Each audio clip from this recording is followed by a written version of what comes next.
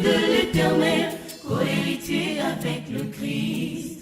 Je suis héritier de Dieu. Qui est comparable à toi en beauté, en gloire, en puissance, en majesté. Ton amour nous couvre totalement. Ton amour fait de nous ce que nous sommes. C'est pourquoi ce matin nous sommes devant toi, tendre Père, pour te dire grand merci et reconnaître ta divinité. Tu es celui qui nous a fait et nous sommes là pour toi. Oui Seigneur, ce matin, laisse au roi de rois que nous puissions proclamer que tu es Dieu. Et en dehors de toi, il n'y a pas de Dieu. Il n'y en a jamais eu et il n'y en aura jamais. Tu es le seul Dieu qui a toujours été et qui sera jusqu'au temps indéfini. Reçois l'honneur au tendre Père. Reçois la gloire et la majesté. Oh, merci Seigneur. Merci notre Dieu. Et l'Église, nous acclamons ce grand Dieu. C'est Dieu puissant. Woo! Alléluia.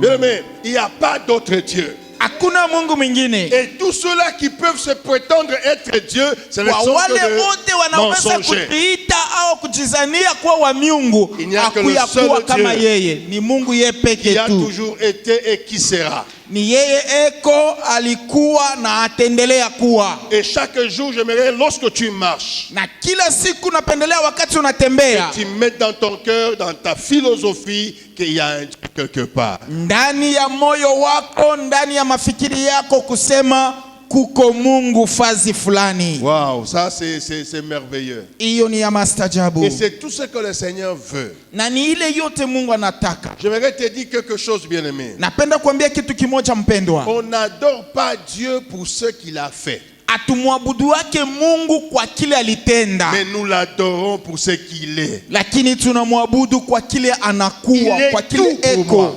Yeye ni yote kwangu. Il est tout. Eko yote. Même s'il n'a rien fait d'après toi, Hata kama mishi kukule jana, mais sache lakini yua que si tu existes, ya kusema niko et naishi. si tu cherches même à manger, Hata kama uko natafuta chakula, c'est parce que Dieu est là. ni paka ye Mungu Il y a atakupa. des gens qui sont là, Kuko watu we kwako, mais qui n'ont pas la possibilité de manger. lakini hawana na namna ya kula. Ils ont l'argent, ils ont le bien, ils ont la Eko na nourriture. fedha, eko na chakula yenyewe. Mais si toi tu sens même que tu as besoin de manger, c'est parce que Dieu Lakini est Dieu. kama wewe uko nashikia kona njala, unasema mimi nashikia njala, ni Mungu. Waouh, que le Seigneur te bénisse. Mungu akubariki. Aide-moi à saluer le frère et la sœur à côté de toi. Utusaidie kusalimia ndugu uleko karibu na weye. Dis-lui Seigneur, que le Seigneur te bénisse mon frère, ma Bwana sœur. Mungu akubariki ndugu.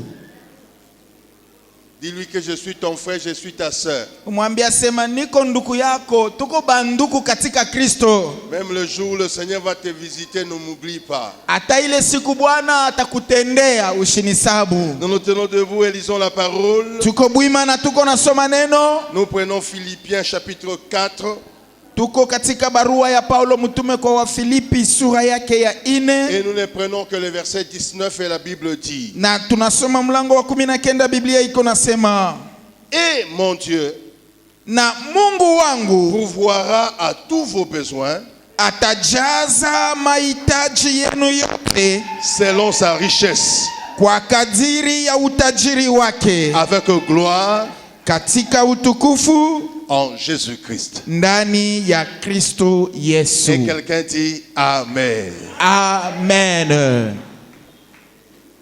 De toutes les épîtres de Paul, Mumabarua yote ya Paulo mtume, il y en a combien? Il y en a combien? Combien d'épîtres de Paul il y en a? iko ngapi bale banasomaka Biblia? Mabarua ngapi? Combien? Sema nguvu. Tu doutes, hein? 13. 13. Qui dit mieux? Nani atasema mzuri kushinda? Nani atatengeneza? Les théologiens disent qu'il y a 13. Na wa teolojia wanasema iko 13. Pourquoi? Parce qu'ils sentent que l'épître aux Hébreux, le style n'est pas celui de Paul. Maana banaona hiyo barua ya Waebrania mnamna ilivyoandikiwa aina ile ya Paulo. Mais si nous attribuons le livre aux Hébreux à Paul, ça va faire 14. Na kama tunachukua hiyo ya Waebrania tunaiongeza kwa Paulo itakuwa 14. À part le Romain, les Corinthiens, les Éphésiens, et les autres le Philémon, Paul avait aussi écrit aux Philippiens. Nje ya Waroma, wa Korinto, wa Efeso na wale wengine, Paulo aliwaandikia pia wa Filipi. Et à la manière dont il nous écrit, Na mnamna ambao anawaandikia, il doit être en prison à Rome. alipasha kuwa katika kifungo Et nous sommes Roma. vers les années 60-62 après Jésus-Christ. Na hiyo iko katika miaka 62 au 61 kisha Yesu kufa. Et quand il parle aux Philippiens, Wakati kuna sema na kuandikia wa Filipi, nous sommes là en Macédoine, hapa tuko ku Makedonia, et d'après l'histoire de l'église, ça doit être la première église, na kufatana na hadisi ya la kanisa, hiyo première ndio kanisa la communauté kwanza. que Paul avait créée en Europe. Ni hiyo kundi ya kwanza, kanisa ya kwanza ambao Paulo alitunga kule ku Et Europa. comme dans ses habitudes, Na kufatana na mazoezi yake, après avoir créé l'église, après avoir créé des communautés, il est envoyé des lettres. kisha kutunga kanisa, kisha kujenga kundi na au kusanyiko ya waamini, alikuwa na watumia mabarua. Pourquoi il a envoyé des lettres? Kwa nini alituma Parce mabarua? qu'il savait, Maana alijua après l'évangile, après la fondation de l'église, il y a toujours d'autres personnes qui peuvent passer afin de décourager ou de désorienter le peuple de Dieu. sababu alijua kisha injili, kisha kujenga kanisa, kunaweza kuya paka batu bengine bale bataleta mafundisho ingine kinyume, Pour le maintenir dans la foi, sababu ya kubalinda katika imani, pour les encourager, sababu ya kubatia tena pour qu'ils nguvu, sentent encore sa présence. kuhusu basikie kusema beko pamoja na Paulo. Il avait toujours l'habitude d'envoyer des lettres. Ni hivi alikuwa kila mara na tabia na zoezi ya Et kubatumia quand vous mabarua. analysez les lettres, Na kama munaangalia mabarua, c'est plein d'encouragement, c'est plein de foi, c'est plein de choses spirituelles qu'il était en train de communiquer. ndani ya à hiyo ce mabarua munajaa kutiliwa nguvu, kunajaa maneno ya kuleta tena imani, munajaa vitu vingi bisababu ya kujenga imani ya kanisa. Alors, dans les 4 chapitres que composent ces livres, ou Mwa cet hiyo épître, masura ine ambayo inatunga hiyo barua, voici quelques thèmes principaux qu'il a touchés. tazameni bishina ambapo bila aligusa. 1. Ya kwanza, Il a dit quelque chose de très bien. alisema kitu kimoja kizuri.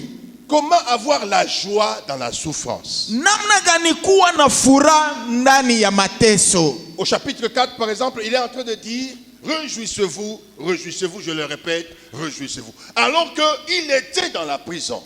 Mu sura hiyo ya ine tunasoma alikuwa iko nasema mufurahiwe, muendelee kufurahiwa, mufurahike tena, lakini wakati hiyo yeye alikuwa katika kifungo. Alors dis-moi à ton voisin, à ta voisine, Sema na ule ko karibu na weye, que rien n'arrache ta joie. kushikwe kitu kile kitapokonya Que furaha ça soit yako, dans la souffrance, que ça soit dans des problèmes. iwe mu mateso, iwe mu magumu, Garde toujours une attitude joyeuse. linda hali ya furaha. Au chapitre 2, par exemple, Musura yake ya pili il kwa est en train mfano, de parler de l'humilité et de l'unité. eko nasema sababu ya unyenyekevu na umoja. On ne peut pas être en Jésus Hautaweza kuwa ndani ya et Yesu que l'on soit divisé. na tuwe benye Pourquoi kukabulana. il parle de l'unité et de l'humilité? Jia nini anasema sababu ya umoja na Parce unyenyekevu? que la plupart du temps, Sababu wakati ya mingi nos divisions sont toujours les conséquences de notre orgueil.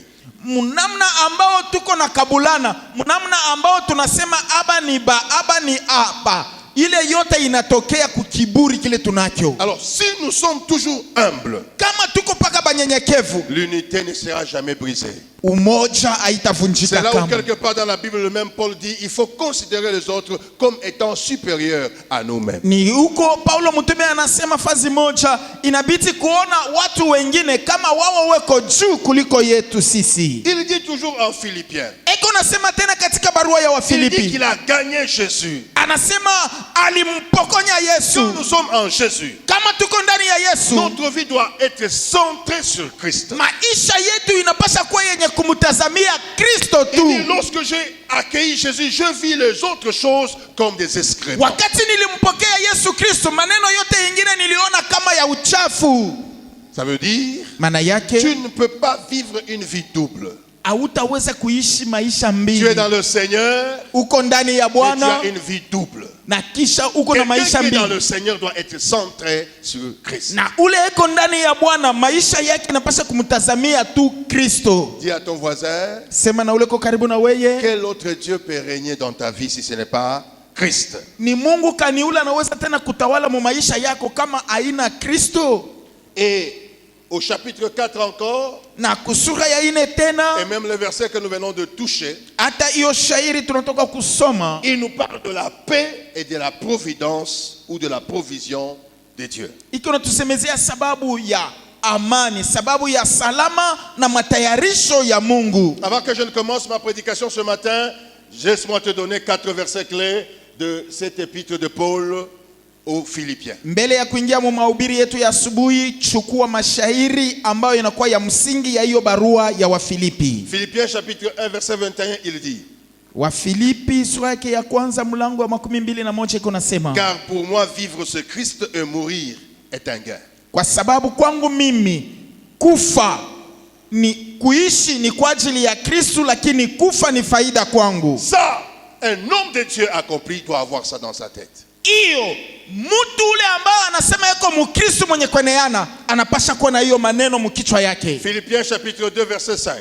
Wafilipi sura yake ya pili mlango wa 5 Il dit: anasema, ayez en vous muwe na nia ndani yenu, les sentiments qui étaient en Christ.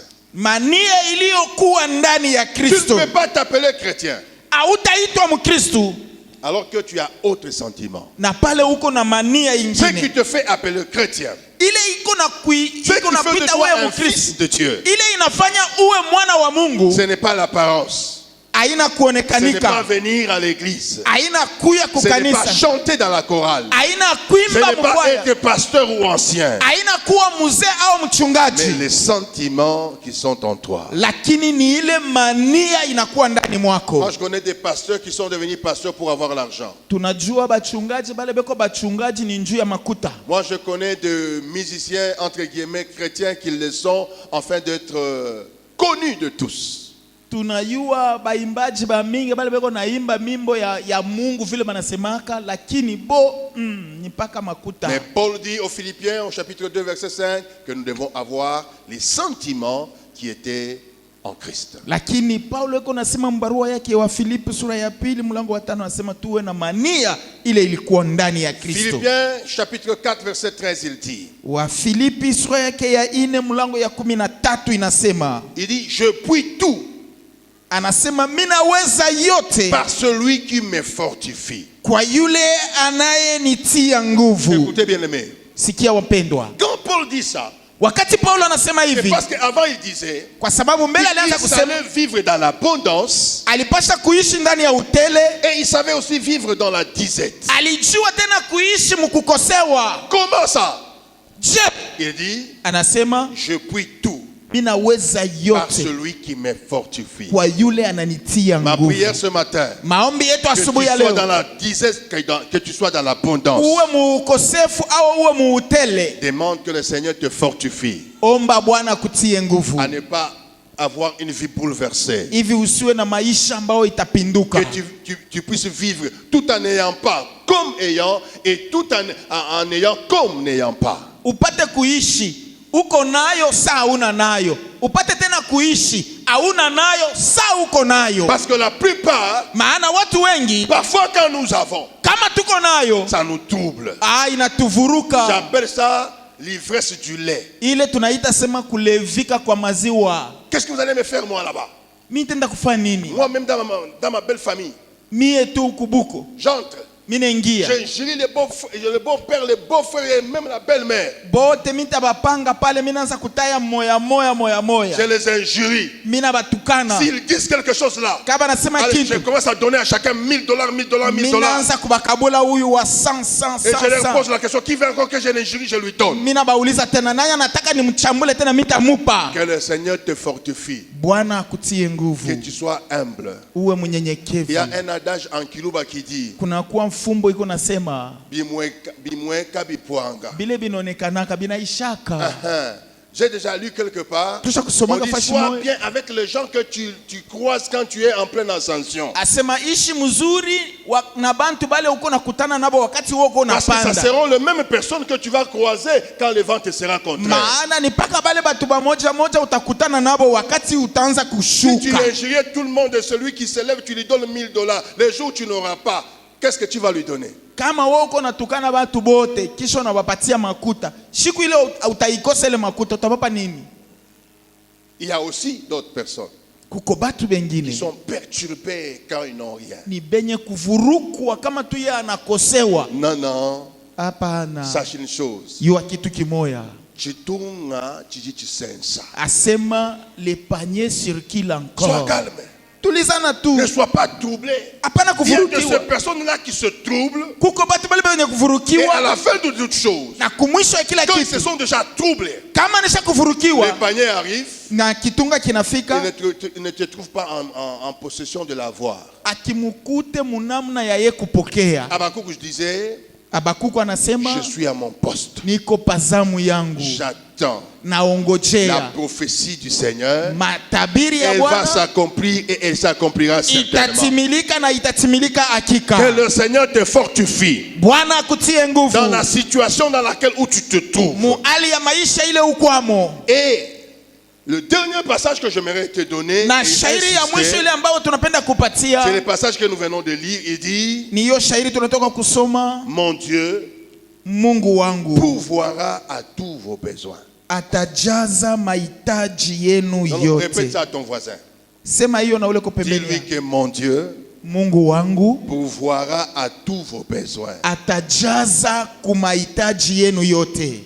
Quand je lis la Bible, Kama tunasoma Biblia, quand je pose la question à Josué, kama mina muswali Yoshua, on est à Josué chapitre 21, je crois, verset 40 quelques. Yoshua sura yake ya Ça doit makumi être mbili na 45. moja Il dit anasema que toutes les bonnes paroles du Seigneur kumisemo yote mzuri ya Bwana qu'il avait fait à Israël, ile ambayo alitoa kwa Israeli toutes yote se sont accomplies. ilitimilika. Non, je suis venu dire à quelqu'un Tulikuwa kusema na mtu que mmoja, toutes les bonnes paroles que tu as entendues dans cette église, mumisemo yote ya mzuri ulishikia mwa hiyo kanisa avant que tu ne meurs, mbele ya wewe elles kufa vont s'accomplir. Parce itatimilika, que le Seigneur est derrière sa parole sababu Bwana yuko nyuma ya neno afin de lake l'accomplir. ili apate Et kuitimiza. il pourvoira Anasema atajaza à tous vos besoins. kwa mahitaji yenu Et yote. ici, Hapa c'est T-O-U-S.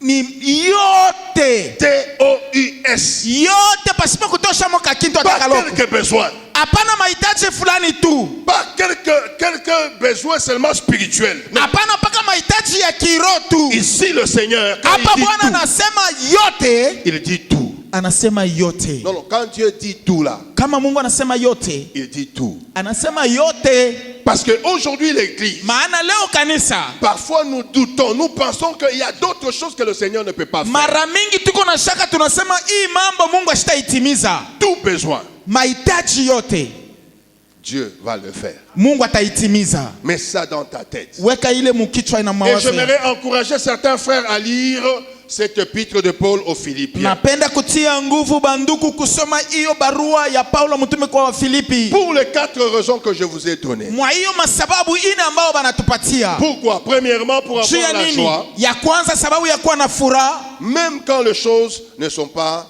roses. hata muwakati hiyo maneno aionekane kuwa mazuri.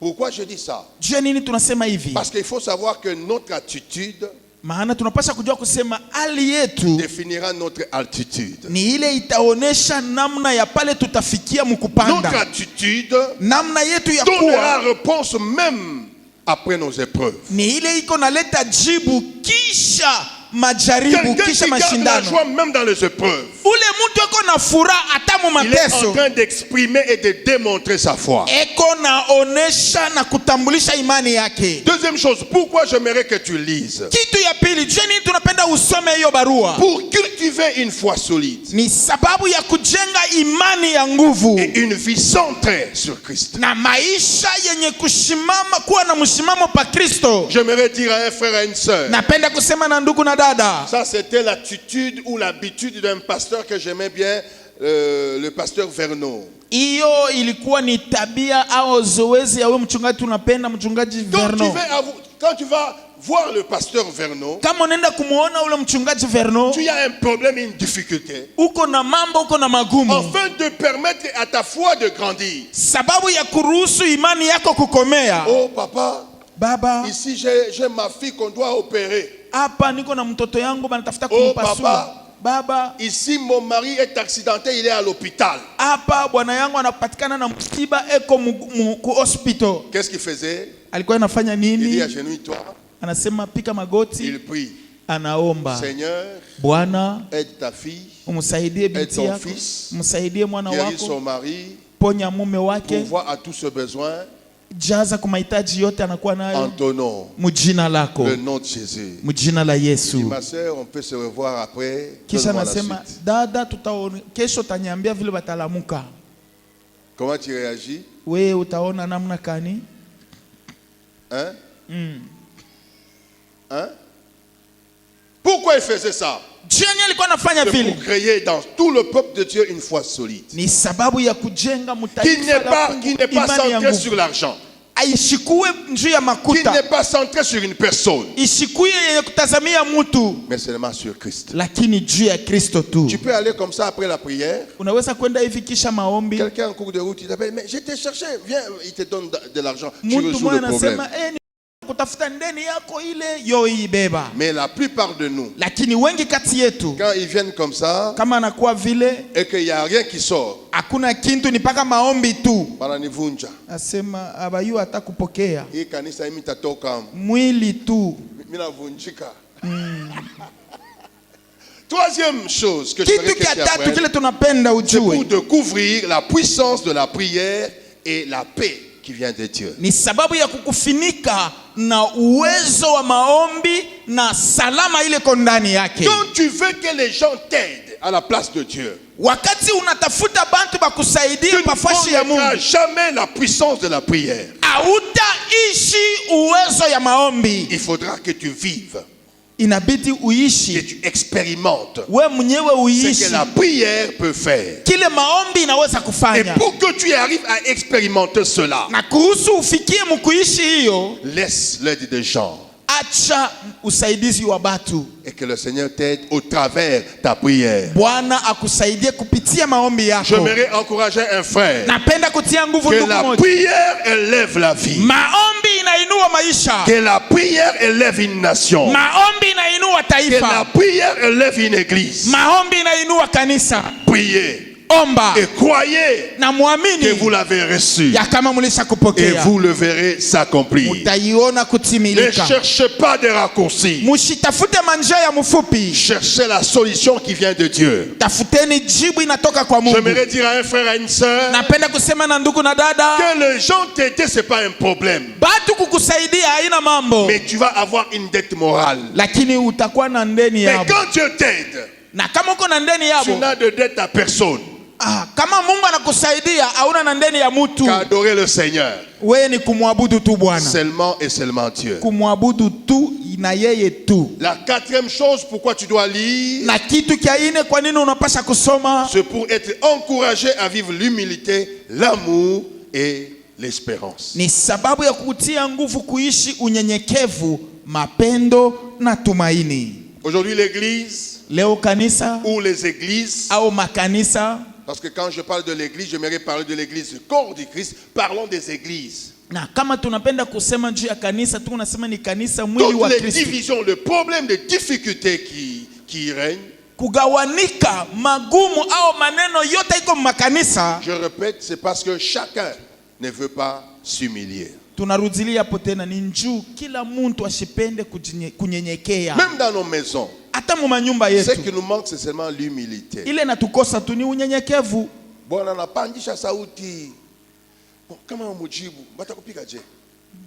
c'est quand toi aussi tu vas vouloir élever la voix ni pale na wewe utatafuta kurudisha, que les coups vont suivre. njoo makofi sasa Ce itatokea. que je voulais que tu comprennes aujourd'hui, Kile tunapendelea uelewe leo c'est que le Seigneur, ni kusema au Bwana travers cette épître de Paul, kupitia hiyo barua ya Paulo mtume, parce que Paul, sababu c'est Paulo une promesse qu'il a fait aux Philippiens. inakuwa kama ati aliyoifanya kwa Il Wafilipi. dit quoi? Anasema nini? Et le Seigneur pourvoira. Na Bwana atajaza. C'est que j'aimerais que tu comprennes avant qu'on aille en détail.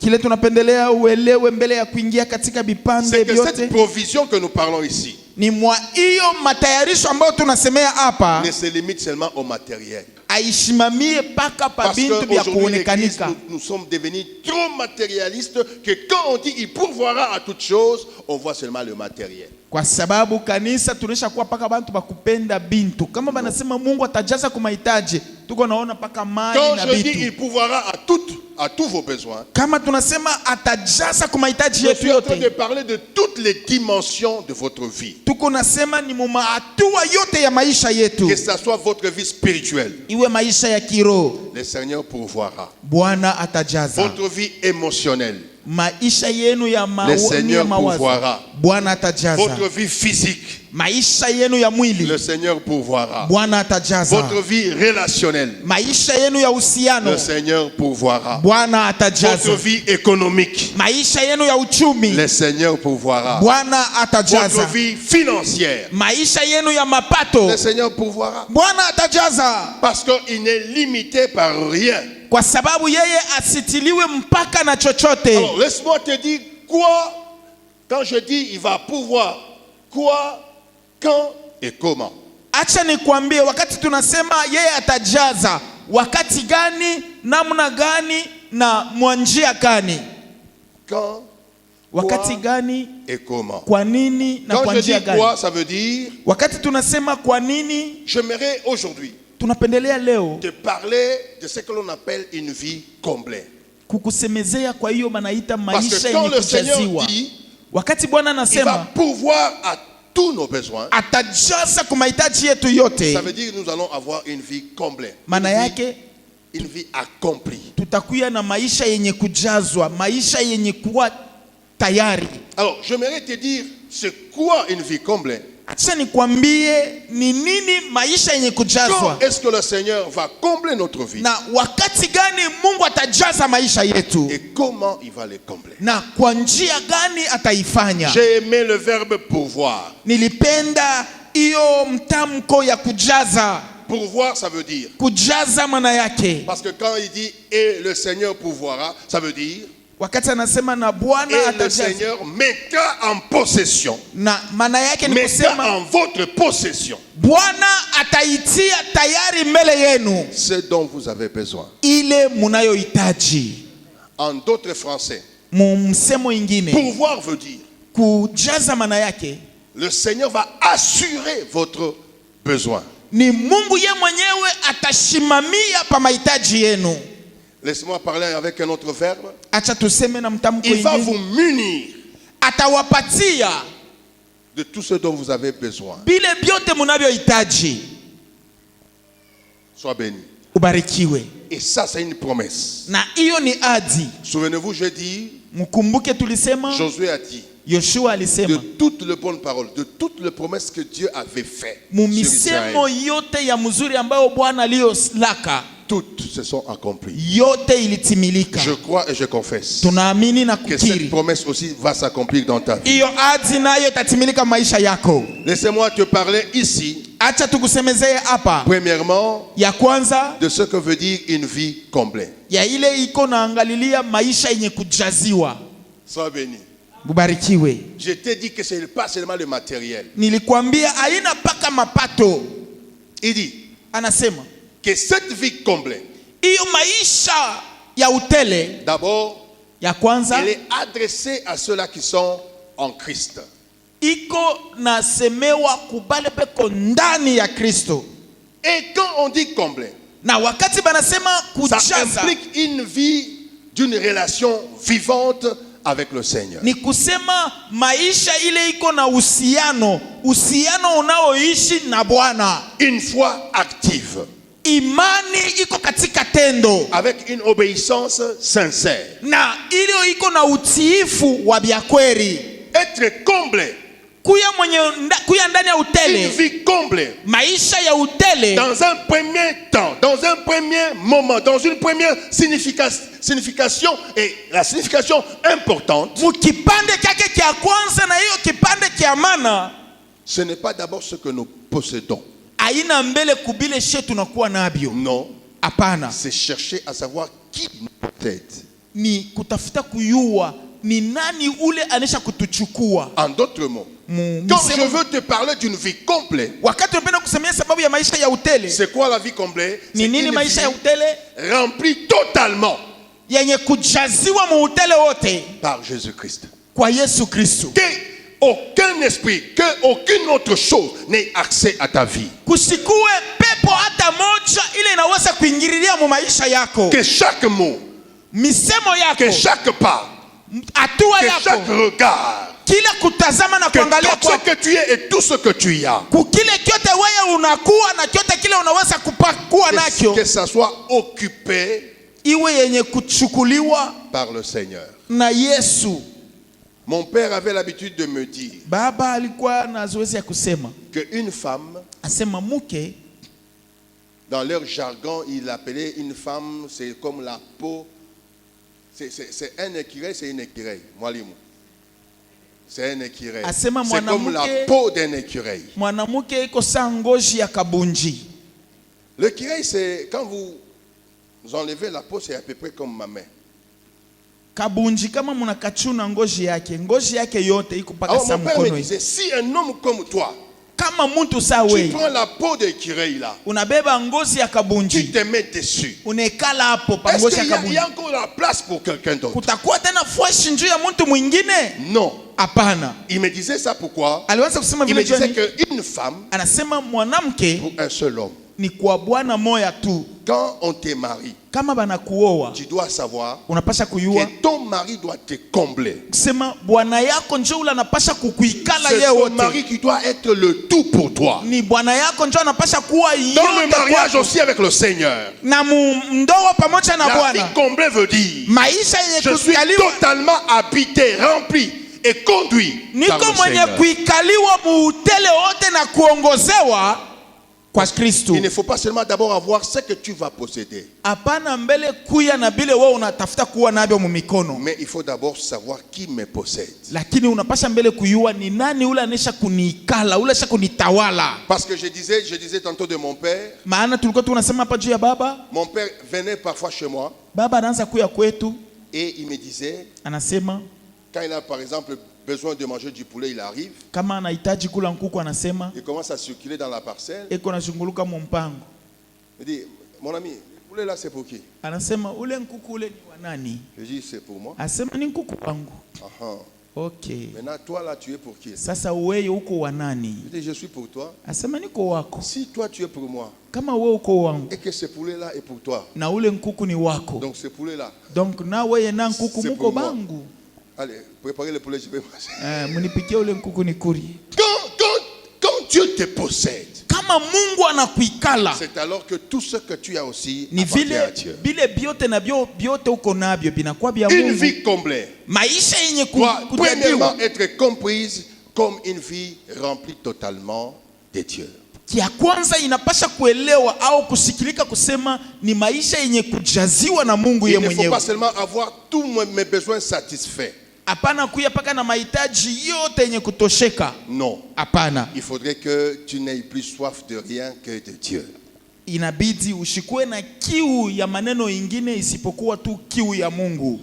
Deuxième chose, Kitu kia pili, j'aimerais parler du comment il va combler notre vie. tunapenda kusema namna gani atajaza maisha yetu. Jésus dit en Matthieu chapitre 6, le verset 8. Yesu eko nasema mu Mathayo sura yake ya 6 mlango wa Qu'est-ce qu'il 8. dit? Il dit, Anasema nini? votre Père sait de quoi vous avez besoin avant que vous ne le lui demandiez. Baba yenu anayua munayohitaji mbele ya moye kuomba.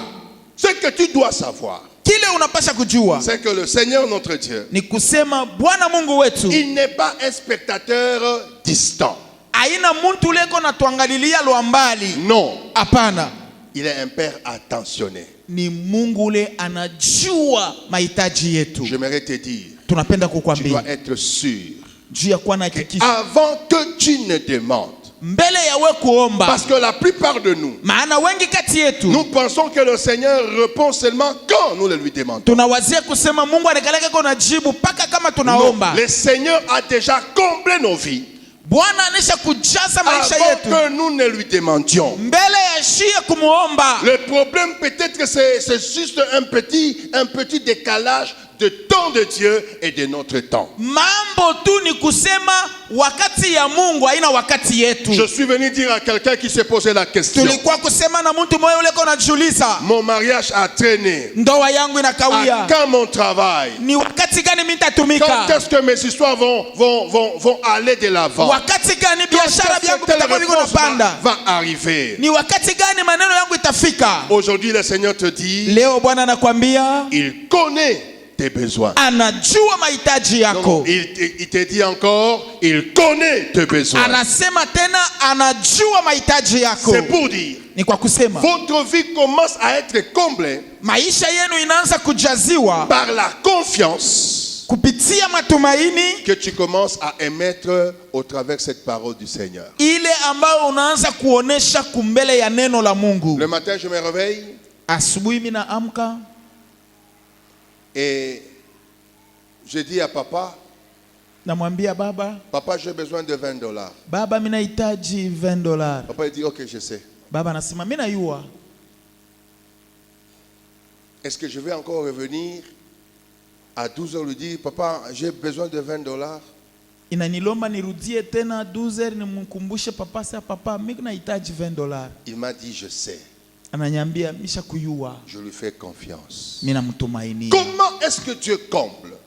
Et quand est-ce que Dieu comble? Namna gani wewe Quand unaonekana nous mwenye commençons kuchaziwa na je unakuwa mwenye À kuchaziwa? exprimer notre confiance Ni wakati tunaanza kuonesha matumaini yetu dans ses promesses et dans ses paroles. ndani ya maadi yake na ndani ya misemo yake. C'est pour dire à quelqu'un, Ni kwa kusema na mtu moya, même ce matin, hata hiyo quand asubuhi tu commences à faire confiance à la parole de Dieu qui dit qu'il sait ton besoin, déjà ta vie commence à être comblée. kama unaanza kuweka matumaini yako mwa hiyo misemo inasema anajua mahitaji yako, pale unaanza kujaziwa. Gloire au Seigneur. Sifa kwa Bwana. Pourquoi? Juu ya Parce nini? qu'au moins j'ai une promesse. Kwa nini? Kwa sababu niko na ahadi. Éphésiens chapitre 2 nous disait Waefeso sura yake ya pili iko que Dieu kunatuambia nous a rachetés. na Bwana Nous qui alitukomboa. n'avions pas droit de citer. Sisi hatukuwa na haki ya kuitwa. Nous qui n'avions pas part aux promesses de Dieu. Sisi hatukuwa na sehemu kumaadi ya Mungu. Maintenant nous avons droit aux promesses. Hapa sasa tuko na haki kumaadi. Quand la promesse est là, quand la promesse est là, Kama adi kwako déjà la vie est comblée. na maisha inakuwa yenye kujaziwa. Dis à ton voisin, Sema na ule ko karibu na weye, je ne suis pas comme j'étais avant. mishi na vile nilikuwaka mbele. Maintenant j'ai une promesse. Hapa sasa niko na adi. Quelle est la promesse? Adi ni adi kani? Mon Dieu sait Mungu wangu anajua tous mes besoins. mahitaji Non, yangu j'aimerais yote. dire à quelqu'un qui a besoin de l'argent Napenda kusema na mtu mmoja anahitaji que fedha. ton Dieu sait Mungu anayua que tu as besoin de ya l'argent. kama unahitaji makuta. Non, non, j'aimerais dire à une fille qui a Napenda traîné kusema na binti sans moja, avoir un fiancé, ule bado ashapata ton mchumba. Dieu sait Mungu wako que anajua tu as besoin de ton ya kama mariage. unahitaji mchumba. Alors arrêtons de vivre l'angoisse du lendemain. Kumbe tuache kuishi mambo ya kusema unatumainia kesho yake. Non, Hapana. parce que Dieu est déjà dans notre demain. Kwa sababu Mungu ashakujua vile vya kesho. Pourquoi vivre l'angoisse du lendemain? Juu ya nini tuishi na je boga wa kesho? ne sais pas ce qui va venir. Shiyue vile C'est vitatokea. que toi tu ne sais pas qui va venir. Vile wao yue vitatokea. Dieu sait déjà ce qui va venir. Mungu ashakujua Et vile il est vitatokea. déjà dans le demain qui va venir. Na yeye eko muile mambo ya kesho ile Et parce tatokea. que Dieu est dans le demain qui doit venir. Sababu Mungu eko mu mambo ya kesho ile itatokea, tu as l'assurance uko na hakikisho que ta vie est déjà comblée. ya kusema maisha yako ni Parce que kujaziwa. quelqu'un te précède déjà. Maana kuko mtu Et quand ashakutangulia, quelqu'un te précède, na kama mtu ça anakutangulia, veut dire il est en train d'arranger maana yake iko natengeneza tout ce qui doit te venir. yote ile inapasha kukukaribia. Il y a quelqu'un Kuko mtu qui t'a déjà dévancé yule anesha dans kukutangulia ton demain, dans ton futur, mumambo yako ya kesho, afin mumambo yako ya kesho d'arranger yake, tout ce que tu étais en train de chercher. mubile byote wewe uko natafuta. Et c'est que je suis content, frère. Na kile niko nafurahika nacho Celui Bwana, qui nous dévance yule pour anatutangulia arranger. sababu ya La kutengeneza. Bible me dit, Biblia inasema il ne sommeille pas, ashilalake il ne choue pas, et ashishindwake, rien ne lui est impossible. na hakuna kitu kisichowezekana. Donc je suis rassuré Kumbe niko na que hakikisho, mon le lendemain est bien. kumbe kesho yake iko Donc ya je suis mzuri. en train de dire à quelqu'un Niko nasema na mtu mmoja, que ton le lendemain maisha yako ya kesho est déjà béni. iko yenye Tu dois kubarikiwa. avoir une vie comblée Unapasha kuwa na maisha yenye et tu dois kuchaziwa, dormir calmement na unapasha kulala parce que le Seigneur mustarehe, est en train d'arranger les sababu choses. Bwana iko natengeneza maneno. Attends seulement, Ongojea tu, ça va venir. itafika. Troisième chose que j'aimerais que tu retiennes. Kitu kia tatu kile tunapenda ujue, Paul est en train de dire Paulo iko nasema que Dieu pourvoira. Mungu atajaza. Amen. Amina. Est-ce qu'il a dit que c'est avec tes efforts? J'aime même papa ta philosophie. Tulipenda kile baba alisema, Quand Dieu dit le Seigneur pourvoira, wakati Mungu anasema atajaza, ce n'est pas selon tes efforts. haina kufuatana na nguvu yako, Ce n'est pas selon tes limites. haina kufuatana na mipaka ile uko Ce nayo, n'est pas selon tes mérites. haina kufuatana na kustahili kwako. Mais il dit Anasema selon sa richesse. kufuatana na utajiri wake. Alors, rends-toi compte, papa. Waza tu mbele, Dieu appelle Mungu Abraham. anaita Abraham, Il dit tu dois m'offrir Isaac. asema unapasha kunitowea Isaka. Et Abraham, Na Abraham je suis sûr qu'il était angoissé. na wazia pale alikuwa na uchungu, Il était dépassé. alivurukiwa, Hata wewe mwenyewe paka kakamoya. kakubuze tena, Dieu dit sacrifie-moi. asema paka njoe ule Et unitowee. quand il arrive, Wakati anafika il trouve que le Seigneur avait pourvu anakuta kusema Bwana alikuwa ashakutayarisha, un bélier. ashakutayarisha mwana kondoo, Sans les efforts d'Abraham, bila nguvu ya Abraham, sans les mérites d'Abraham, bila kustahili kwa Abraham, sans les moyens d'Abraham. bila manamna ya Abraham. J'aimerais te dire, bien-aimé, Napenda kuambia parce que mpendo, nous sommes dans une année de providence. sababu tuko mu mwaka wa Je dis matayarisho et ya je Mungu. répète, Sema quand papa, Dieu dit wakati Mungu il va anasema pourvoir, atajaza, c'est sans tes efforts, haina mu nguvu yako, c'est sans tes prières, haina mu maombi c'est yako, sans tes jeûnes, haina c'est mafungo sans yako, tes supplications, haina mais c'est mafasiri yako, selon sa richesse. lakini kufuatana na Dieu utajiri est wake, richement grand, mu utajiri qui mkubwa, peut accomplir des choses. anaweza kutimiza vitu. Là où tes prières ont échoué, Pale maombi yako là où ilishindwa, tes jeûnes n'ont rien fait, pale mafungo là yako où hakufa les gens kitu, de ta famille n'ont pas fait quelque chose, pale bantu wa mchama yako hawakufanya kitu, Dieu dit Mungu anasema il va pourvoir. atajaza. Dieu dit Mungu il anasema va mettre en possession, atatia mbele yako, pas avec ta beauté, hapana mu urembo pas wako, avec ton diplôme, hapana na cheti pas yako, avec tes relations, hapana na mahusiano, mais avec les richesses lakini na butajiri de Dieu. bwa Mungu yeye Mais moya. écoutez, Mpenda quand sikia, tu commences à faire des calculs, kama unaanza kufanya mahesabu, des géométries et de physique, unafanya mahesabu ya mrefu sache na une chose, mfupi, sache une chose, jua kitu kimoya, que ce n'est plus Dieu. haina tena Mungu. Mais quand c'est Dieu qui dit il pourvoira, Kama ni Mungu anasema atajaza, là où tu t'attendais le moins, kule wewe kwanza hata kuwazia, unaona tu kama Mungu anapenda kukubariki, unalamuka tu busubuhi, unakuya sasa ulikuwa wa kwanza umkupita tu hapa msima unepuntule hivi unapata diamant. Parce qu'il est Dieu. sababu iko Mungu Il appelle à l'existence les choses qui n'existent pas et elles anaita viennent. kuishi maneno ila iishi. Quand il dit il pourvoira, Kama anasema atajaza, dis seulement le Seigneur pourvoira.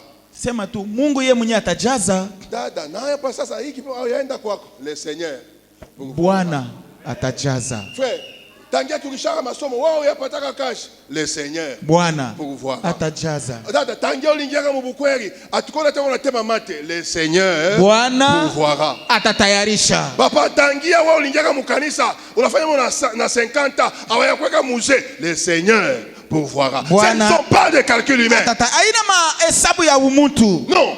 Hapana. Ah, frère, tangia ulingiaka mubukweri aunene pata ukupaka tu Mississippi. Le Seigneur pourvoira. Bwana atajaza. Oh, docteur anasema unaona malari utakufwa sida iponeshake muntu. Le Seigneur pourvoira. Bwana atajaza. Et ici ce que j'aime, na hii hapa mimi napenda c'est selon sa richesse, ni kufatana na utajiri wake, pas selon nos moyens. Hapana mumanamna Et yetu. pourtant la Bible me dit Na Biblia inaniambia que la terre inchi et tout ce qu'elle renferme na vyote vinayojaa ndani appartient à Dieu. inamwelekea Mungu. À Dieu la richesse, Mungu à kutajiri, Dieu la sagesse, kwa Mungu à hekima, Dieu les hommes, kwa Mungu à bantu, Dieu le fruit et les kwa champs, Mungu matunda na à Dieu shamba, le soleil, la lune et les étoiles. kwa Tout Mungu appartient à Dieu. jua, mwezi na nyota, vyote ni vya Mungu. Dans tout ce que Dieu a là, Mubyote vile Mungu ako navyo, si te donne seulement une petite chose, kama nakupa ko tu nyota moya, ta vie change. maisha yako yanabadilika. Ta vie totalement change. Maisha yako yanabadilika yote. Alors j'aimerais te dire, Kumbe tunapenda nous kukwambia, devons croire tunapasha en kuamini cette richesse inépuisable de Dieu. mwa ile butajiri isiyokuwa na mwisho ya Mungu. Et nous devons rester focus sur Jésus. Na tunapasha kuwa na uangalilizi pa Yesu Et ce Kristo. que j'aimerais dire à un frère, Kile tunapenda kusema na ndugu moja, quand Dieu te donne, wakati Mungu anakupa, il ne donne jamais juste assez, non. ashiletake tu ya kueneana. Non. Hapana. Il donne en abondance Analeta kwa utele et avec générosité. Ça veut dire, analeta na uangalilizi wa macho ya mzuri. il te donne Anakupa comme il a donné au Congo. vile tu ashakuleta Mkongo. Bien aimé, vous savez, c'est parce que vous ne connaissez pas le Congo. Ni njua muyue. Ce que Dieu a fait avec le Congo là, Kile Mungu alifanya na hiyo Kongo, je prie qu'il le fasse avec toi. tunaomba ifanye na weye. Bien aimé, au Congo, Dieu a donné le cuivre, il a donné le cobalt, il a donné l'uranium, il a donné le lithium, il a donné le manganèse, il a donné l'or, il a donné les diamants, il a donné les cassitérites, il a donné les coltans, il a donné encore quoi, papa? Na mai yenyewe. Na mai. Qu'est-ce qui manque au Congo? Nini nakosa? Et même l'eau, Ata mai. l'eau du Congo là, Mai ya Mkongo. c'est une eau potable, même si au Kenya na rivière, au Tokengo, bah, au Meli, ils ont un problème. Unaenda tu mumutoni unashota yolo hayo iko paka mzuri. Abata isafisha. C'est seulement au Congo Ni paka Mkongo. où tu peux planter les pousses et ça germe. Ule unaweza hata kilole hiki kitaota. Rinkucha iko naota.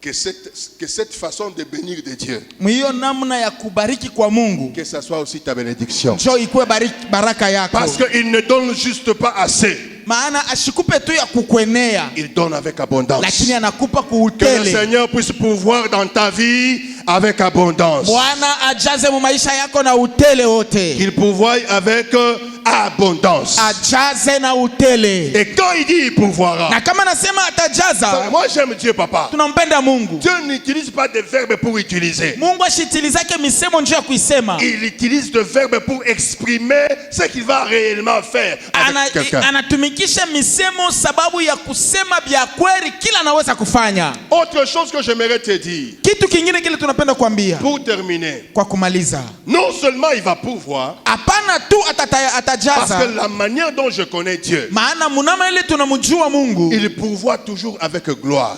eko na jaza paka na utukufu. Pourquoi? Juu ya nini? Parce que Dieu, quand il veut te donner, quand Kwa il veut sababu pouvoir, Mungu kama anatafuta kukupa, il veut que la provision qu'il te donne anapenda ile ambao anakupa weye révèle sa grandeur. ioneshe bukubwa bwake, Que ça montre qu'il a donné de la manière dont les hommes ne donnent pas. ioneshe kusema anakupa munamna ile hakuna mtu anaweza kukupa. En d'autres mots, Mumisema j'aimerais te dire une chose sérieuse. tunapenda kuambia kitu kya kawaida. Une vie complète, Maisha yenye kujazwa c'est une vie de témoignage vivant ni avec le Seigneur. maisha ya maushuda inayoishi.